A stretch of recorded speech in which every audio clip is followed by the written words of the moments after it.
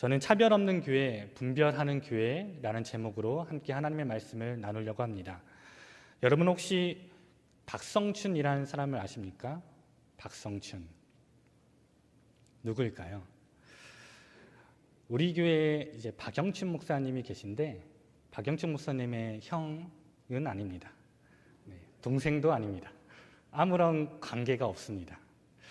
박영춘 목사님이 대략 20세기 말에 태어나서 지금 현재 21세기 초까지 살고 있다면 이 박성춘이라는 사람은 박영춘 목사님보다 약 100년 전에 태어나서 19세기 말에 태어나서 20세기 초까지 살았던 인물입니다. 감리교신학대학교 한국교회사 교수인 이덕주 목사님이 쓴 한국교회 처음 이야기라는 책을 보면 이 박성춘이란 분의 이야기가 너무나도 잘 나와 있습니다. 박성춘이란 분은 1862년에 태어났는데 이분의 직업은 백정이었습니다. 여러분 조선시대엔 이 팔천이라고 불리는 8분류의 천민들이 있었는데 노비, 승려, 무당, 광대, 상역군, 기생, 공장, 백정 이렇게 8부류의 천민들이 있었는데 이 8부류의 천민들 중에서도 가장 멸시를 받았던 천민 중의 천민이 바로 이 백정이었습니다. 심지어 노비에게까지도 멸시를 받았던, 천대를 받았던 사람이 이 백정이었어요. 백정은 이제 머리에 상투를 트는 것은 물론 자르거나 단정하게 다듬을 수가 없어서 봉두남발, 즉 머리가 쑥대밭처럼 막 엉클어져 있었기 때문에 멀리서만 봐도 이 사람은 백정이구나 라고 알아보고 사람들이 멸시하고 차별했다는 것입니다. 그래서 백정들은 사람들이 사는 동네에서 멀리 떨어져 살아야만 했고 다른 계급과의 혼인은 물론 대화조차도 허용되지 않았던 것이죠. 그런데 이 박성춘이라는 분은 이런 생각을 합니다. 자기 아들 이름이 박봉출이었는데 내 아들 이 봉출이만큼은 이 백정 계급에서 벗어나게 해줘야겠다. 백정 신세에서 면하게 해줘야겠다. 이런 생각을 합니다. 그래서 그 당시에 이 사무엘 무어라는 선교사님이 세운 예수학당에 보내게 합니다. 그때 당시 이 예수학당이 서울 을지로 1가에 있었습니다.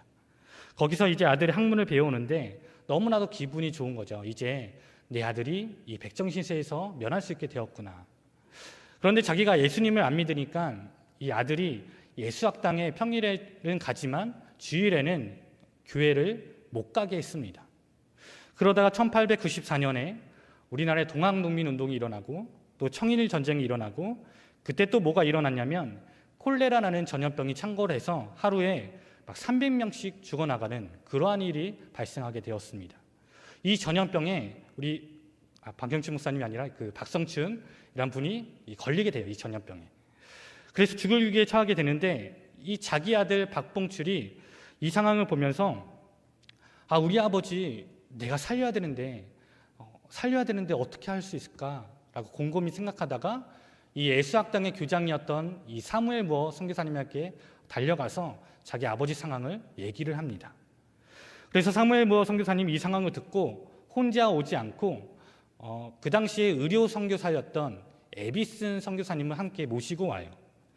그래서는 이제 이 의료 선교사님인 이 에비슨 선교사님이 박봉출의 박봉출이 아니라 박성춘 그 아버지 박봉출의 아버지 그 자기 몸을 만지게 됩니다. 진료를 하게 돼요.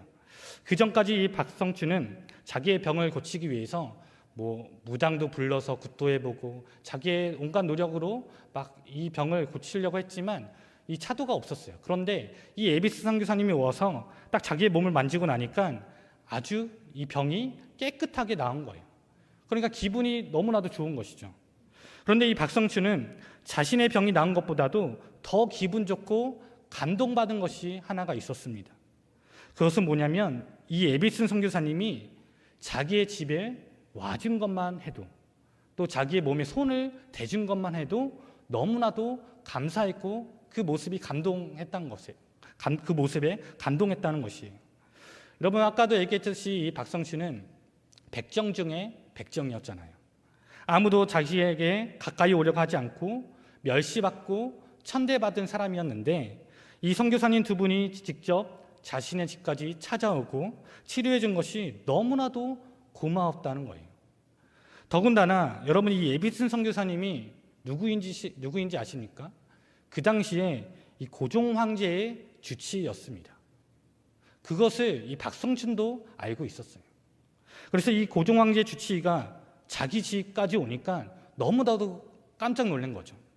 아니, 고종 황제의 몸에 손을 대는 의사가 낮고 천한 이 집까지 오고 나에게 내 몸에 손을 대주다니.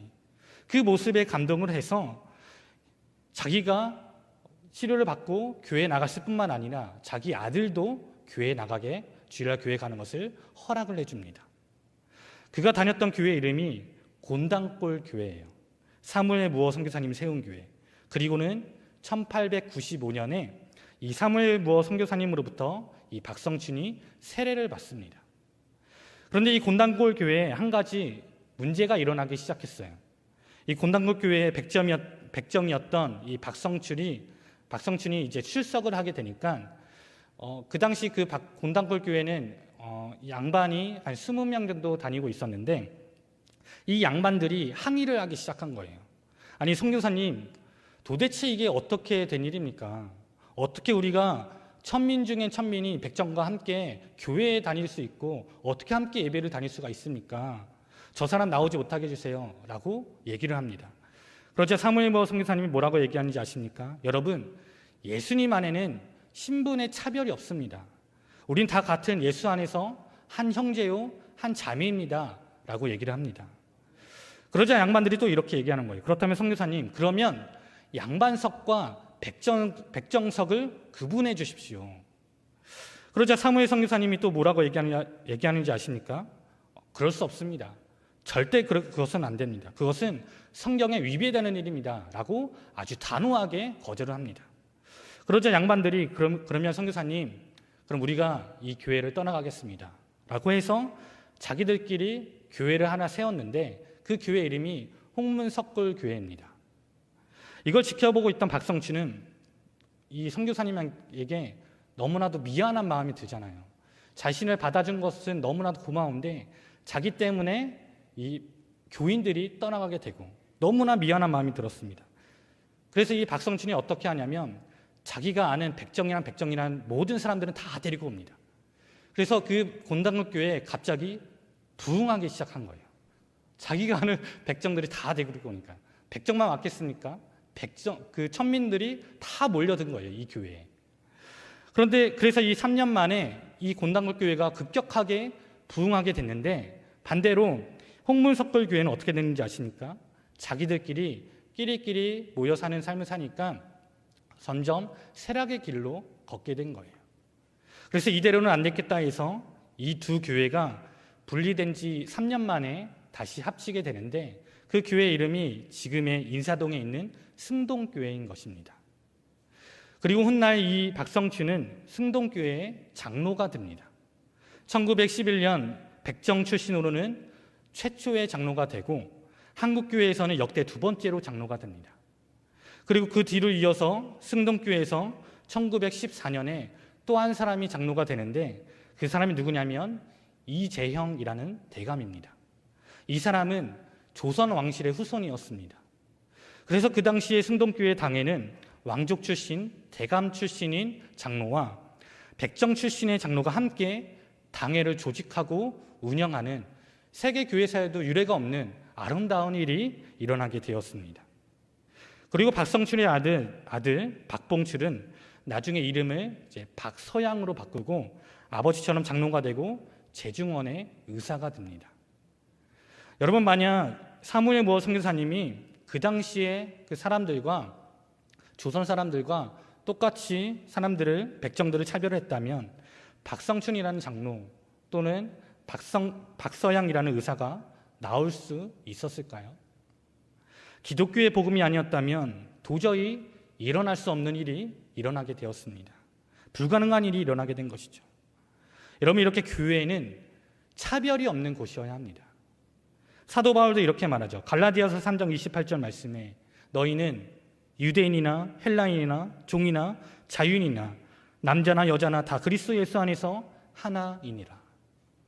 유대인이나 헬라인이나 미국인이나 중국인이나 한국인이나 뭐 왕족 출신이나 백정 출신이나 남자나 여자나 다 주 안에서 하나이니라 라고 말하는 거예요.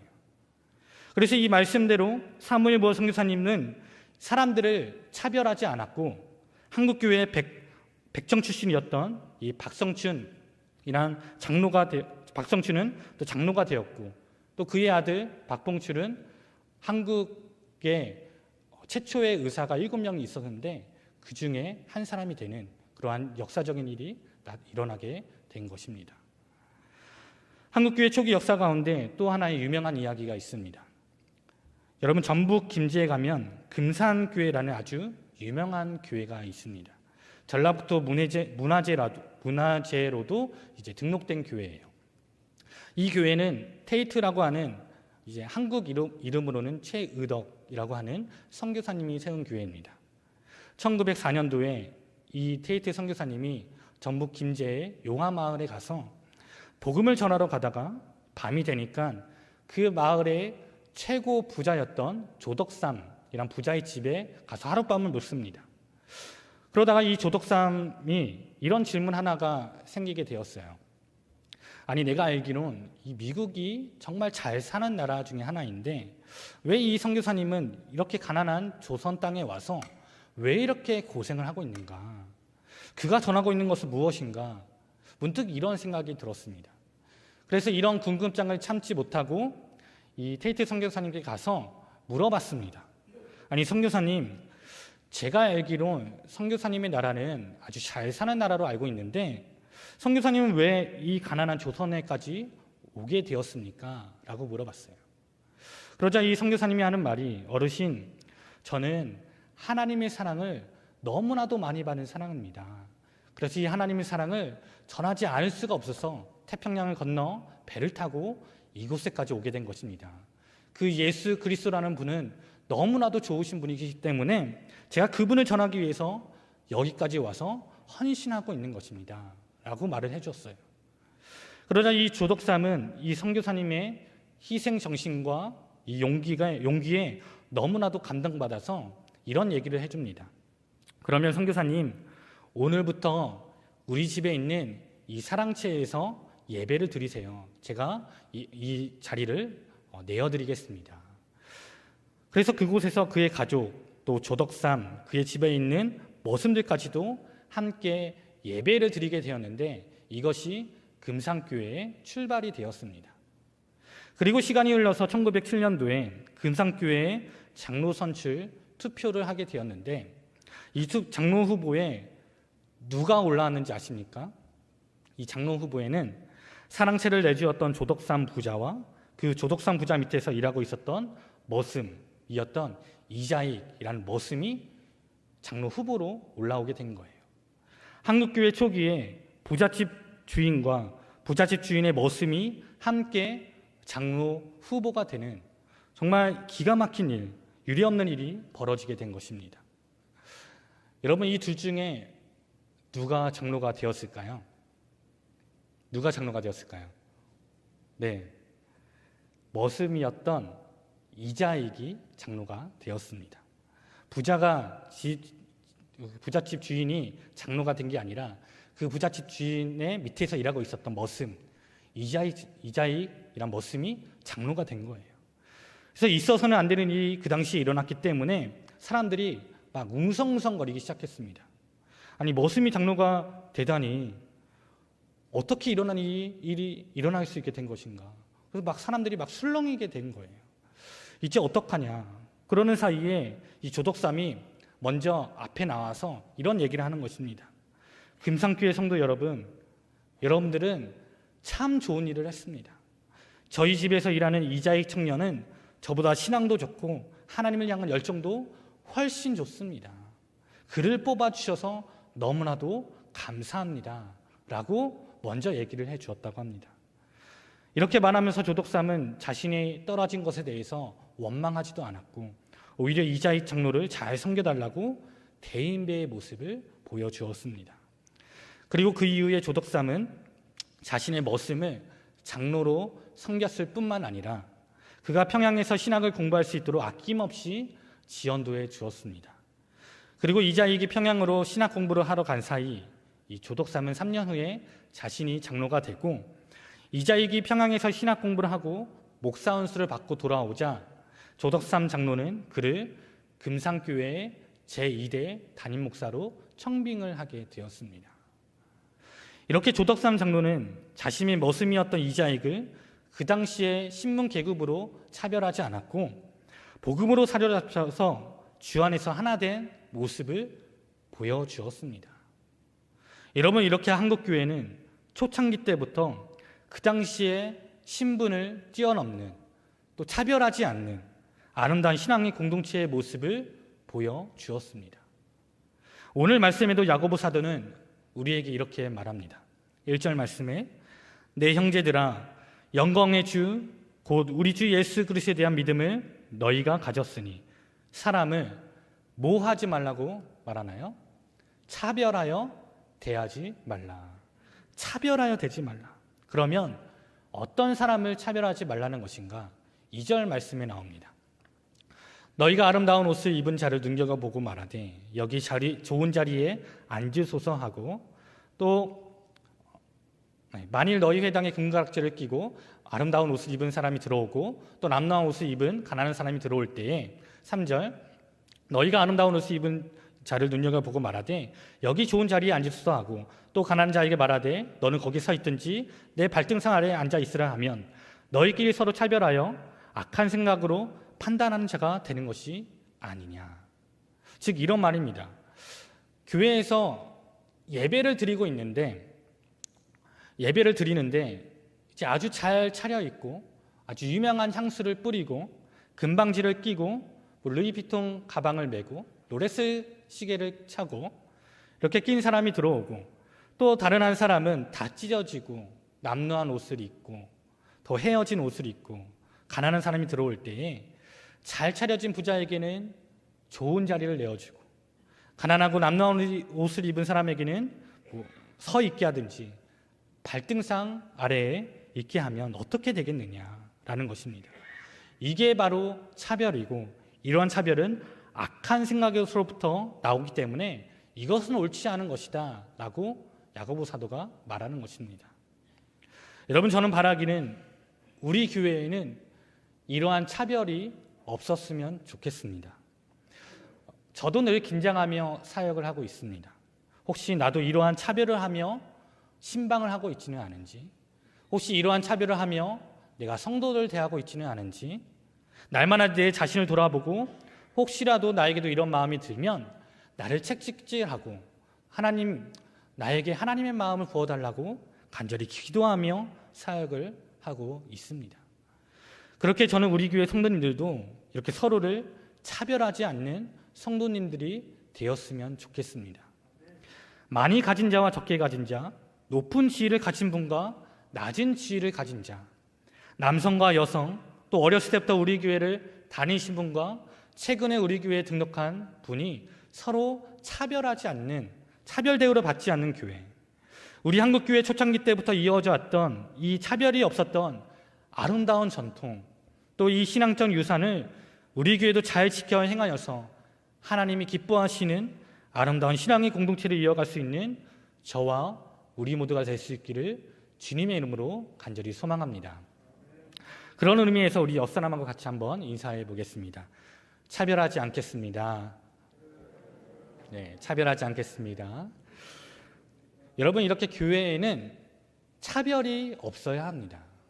그러나 교회는 하나님이 죄라고 말하고 있는 것에 대해서는 반드시 분별하고 말할 수 있어야 합니다. 차별은 안 되지만 죄에 대한 분별은 반드시 있어야 한다는 것이죠. 우리 로마서 12장 2절 말씀 다시 한번 읽어보겠습니다. 시작.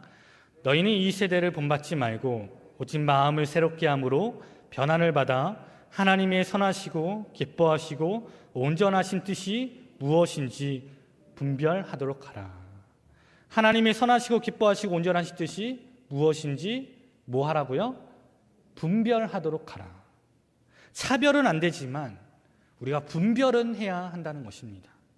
목회자들만 분별하는 것이 아니라 성도님들도 하나님의 말씀을 나의 기준으로 삼고 분별해서 하나님의 말씀이 아닌 것은 아니라고 말하고 우리가 행동할 줄 알아야 한다는 것이죠. 그리고 이 분별하는 것을 다음 세대들에게도 가르치라고 성경은 말합니다. 레위기 10장 10절 11절 말씀을 보면 같이 한번 읽어볼까요? 시작. 너희가 거룩하고 속된 것을 분별하며 부정하고 정한 것을 분별하고 또 나 여호와가 모세를 통하여 명한 모든 규례를 이스라엘 자손에게 가르치라. 아멘. 여기 보면 이렇게 말하죠. 거룩한 것과 부정한 것을 분별하고 깨끗한 것과 더러운 것을 분별하여 이 모든 규례를 이스라엘 자손들에게 가르치라. 여러분, 우리는 이 하나님의 말씀을 따라 죄에 대해 분별할 수 있는 성도님들이 되어야 합니다. 그리고 하나님이 기뻐하시는 것이 무엇이고 싫어하시는 것은 무엇인지 잘 분별하여서 다음 세대들에게도 잘 가르쳐 줄 수 있어야 합니다. 지금 우리가 분별해야 될 것, 이 세상을 살면서 참 많이 있죠. 여러 가지가 있는데 저는 지금 우리 기독교 안에서 가장 큰 이슈가 되고 있는, 지난달에는 정부의 교회 소모임 제한이 우리 기독교 안에 큰 이슈였다면 지금은 포괄적 차별금지법이 이 기독교 안에서 한 이슈입니다. 이 포괄적 차별금지법에 대해서 여러분들과 함께 나눠보고자 합니다. 여러분, 이 포괄적 차별금지법에 대해서 여러분들은 어떻게 생각하십니까? 이 차별금지법, 이 단어만 들어도 참 좋습니다. 사람을 차별하지 않는 것 참 좋은 것입니다. 아까 제가 얘기했듯이 교회는 그 어느 누구도 차별을 해서는 안 됩니다. 그런데 지금 기독교 안에서 이 차별금지법이 문제가 되고 있는 것은 뭐냐면 이 차별금지법 앞에 포괄적이라는 단어가 들어가 있는 것 때문에 문제가 되는 것입니다. 그리고 이 포괄적 차별금지법 안에 하나님의 창조 질서를 위배하는 독소조항이 들어가 있기 때문에 문제가 되고 있는 것입니다. 지난 6월 29일 정의당 장혜영 의원이 이 포괄적 차별금지 법안을 발의를 했는데 제가 이 법안을 쭉 출력해서 한번 보았습니다. 모두 총 27장, A4 용지로 27장이 나옵니다. 제가 이분이 발의한 법안에 대해서 다 소개해드릴 수는 없지만 이 법이 왜 문제가 되는지 부분 설명하면서 알려드리고자 합니다. 차별금지법안 장혜영 의원 대표 발의, 의안번호 1116번, 발의 연원일 2020년 6월 29일, 발의자 장혜영, 심상정, 배진교, 강은미, 이은주, 류호정, 권인숙, 이동주, 강민정, 용혜인 의원 10명입니다. 저는 이 발의자 명단을 볼 때 마음이 조마조마했습니다. 혹시라도 이 발의자 명단에 우리 교회 성도님 이름이 들어가 있으면 어떡하나. 여기 강민정 있는데 국회의원은 아니라서 다행입니다. 우리 교회에도 국회의원 한 분이 계시잖아요. 여기에 그분의 이름이 들어가 있으면 어떡하나. 마음이 조마조마했는데 다행히도 여기에는 없더라고요. 그 다음 보면 제한 이유, 차별금지법안, 성적 지향, 성별 정체성, 생활의 모든 영역에서 합리적인 이유 없는 차별을 금지, 예방하고 복합적으로 발생하는 차별을 효과적으로 다룰 수 있는 포괄적이고 실효성 있는 차별금지법을 제정함으로써 사회적 약자에 대한 신속하고 실질적인 구제를 도모하고자 합니다. 여기 보면 이제 성적 지향과 성별 정체성이란 단어가 들어가 있어서 문제가 되기는 하지만 그 외의 문구들을 보면 그렇게 나빠 보이지는 않습니다. 그런데 그 다음부터가 이제 본격적인 이 법에 문제가 나타나기 시작합니다. 그 다음을 보면 제1장 총칙, 제2조 정의, 이 법에서 사용하는 용어의 뜻은 다음과 같다. 1. 성별이란 여성, 남성, 그 외에 분류할 수 없는 성을 말한다. 자, 1번을 보면 성별이란 남성과 여성, 그 외에 분류할 수 없는 성이 있다고 말합니다. 이게 문제가 되는 것입니다. 여러분, 여성과 남성 외에 그 외에 또 다른 성이 있을까요? 제3의 성이 있을까요? 분류할 수 없는 성이 있을까요? 없습니다. 하나님은 사람을 만드실 때 남자와 여자로 만드셨습니다. 남자면 남자고 여자면 여자지 그 외에 다른 성을 만드시지 않으셨습니다. 창세기 2장 24절을 말씀을 보면 남자가 부모를 떠나 그의 아내와 합하여 둘이 한 몸을 이룰지로다 라고 말하는데, 여기서 둘이 한 몸을 이루었다는 것은 하나님이 처음 창조하실 때 하나님께서 정해주신 남자와 여자를 말하는 것입니다. 남자와 남자가 한 몸을 이루고 여자와 여자가 한 몸을 이루는 것이 아니라 남자와 여자라는 두 인격체가 만나서 함께 연합을 이루고 일치를 이루라는 것이죠. 여러분, 아기가 엄마 뱃속에서 생겨질 때, 소위 임신을 했을 때 난자와 정자가 만나면 수정란이 만들어져서 그때부터 임신이 시작이 됩니다. 착상이 되는 순간 유전자의 배열이 맞춰지면서 그때부터 이 남성과 여성이 구분되어지는데, 사람의 염색체는 총 46개입니다. 22쌍의 상염색체와 한 쌍의 성염색체로 이루어져 있는 총 46개의 염색체를 가지고 있는데, 이 중 한 쌍의 염색체가, 한 쌍의 이 성염색체가 우리의 성별을 결정짓는 거예요. 난자는 X라는 염색체를 가지고 있고 정자는 X 염색체 혹은 Y 염색체를 가지고 있는데, X 염색체를 가진 정자가 X라는 난자를 만나게 되면 XX가 돼서 여자가 되는 것이고, Y 염색체를 가진 정자가 X라는 남자가 만나게 되면 XY가 돼서 남자가 되는 것입니다. 그래서 성별은 남자 아니면 여자, 남성 아니면 여성이 되는 것입니다. 그 외에 다른 성은 없는 것입니다.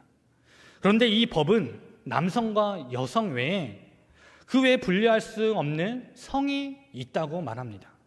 예를 들어 동성애자, 양성애자, 트랜스젠더 같은 사람들. 여러분, 만약 이 법이 통과가 된다면 이제 성별 체크란에는 남성과 여성 두 가지만 있는 것이 아니라 이제 세 가지로 늘어나게 될 것입니다. 남성과 여성, 그리고 나는 내가 지금 어떠한 성을 가졌는지 난 잘 모르겠다 라고 하는 그 외에 분리할 수 없는 성, 이렇게 세 가지가 체크란에 들어가 있게 될 것입니다.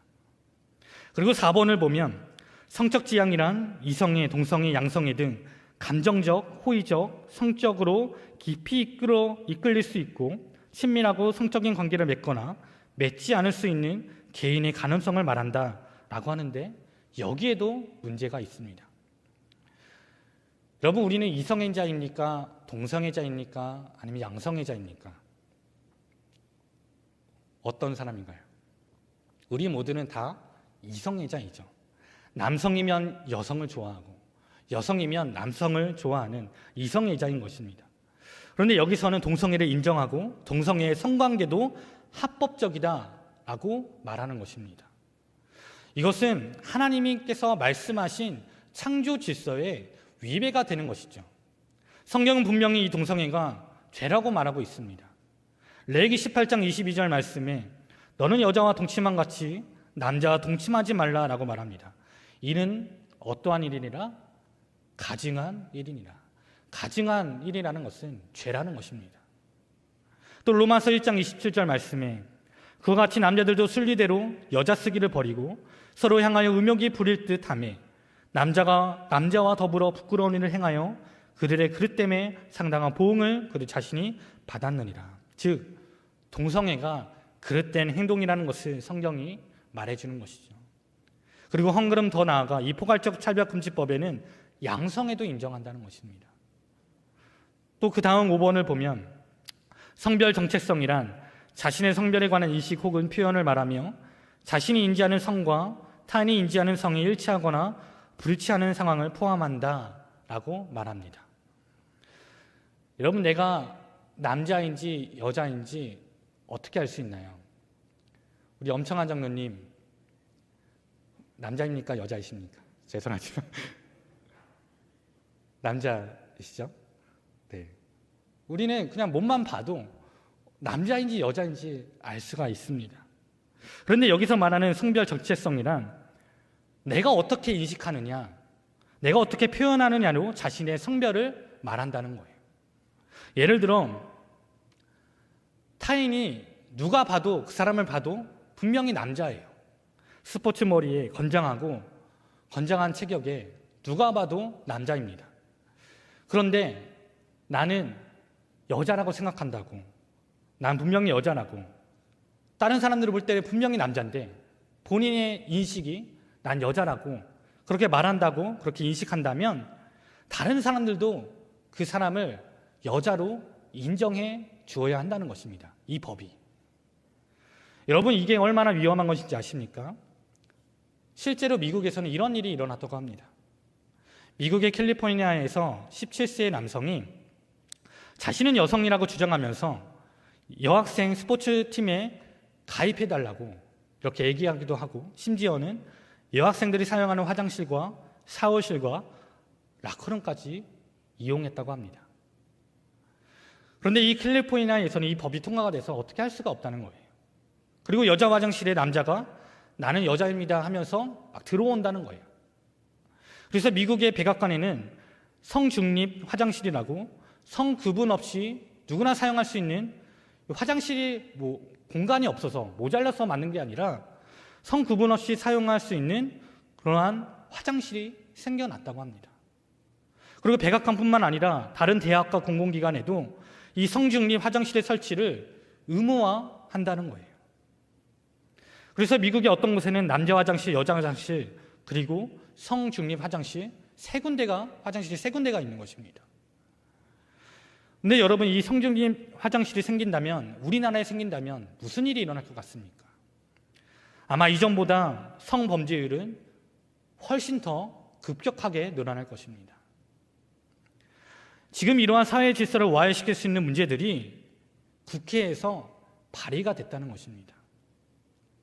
또 제3조 금지 대상 차별의 범위를 보면 합리적 이유 없이 성별 지향, 성별 정체성, 이하 성별 등이라 한다. 이것을 이유로 다음 각호의 어느 하나의 영역에서 특정 개인이나 집단을 분리, 구별, 제한, 배제, 거부하거나 불리하게 대우하는 행위, 또 합리적인 이유 없이 성별 등을 이유로 특정 개인이나 집단에 대한 분리, 구별, 제한, 배제, 거부 등 불리한 대우를 표시하거나 조장하는 광고 행위를 해서는 안 된다고 말합니다.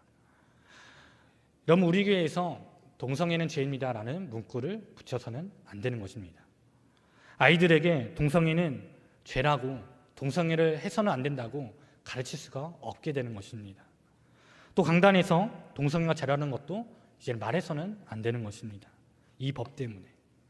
그리고 사역자가 나는 동성애자인데 교회가 자기를 동성애자라고 뽑지를 않아요. 그러면 국가인권회에 진정을 제기할 수 있는 것입니다. 그 다음 제41조에서 44조에 대한 주요 내용을 보면 차별행위의 피해자는 국가인권위원회에 진정을 제기할 수 있으며 차별 구호의 실효성을 제고하기 위하여 국가인권회는 시정 권고를 받은 자가 정당한 사유 없이 권고를 이행하지 아니하는 경우 시정명령 및 시정명령 불이행 시 3천만 원 이하의 이행 강제금을 부과할 수 있도록 함. 여러분, 만약 계속해서 교회가 국가인권회에 시정명령을 듣지 않아요. 그러면 벌금까지는 낼 수 있다고 말합니다. 지금 이 법이 발의가 되었습니다. 그런데 이 법은 아직 통과가 되지 않았기 때문에 우리가 막을 수 있습니다. 어떤 분은 포괄적 차별금지법에 그러면 동성애 조항만 빼고 통과시키면 되지 않겠냐라고 말하시는 분들이 계신데, 이 법이 통과가 되고 나면 개정은 너무나도 쉽습니다. 그래서 이 법은 처음부터 막아야 하는 것이죠.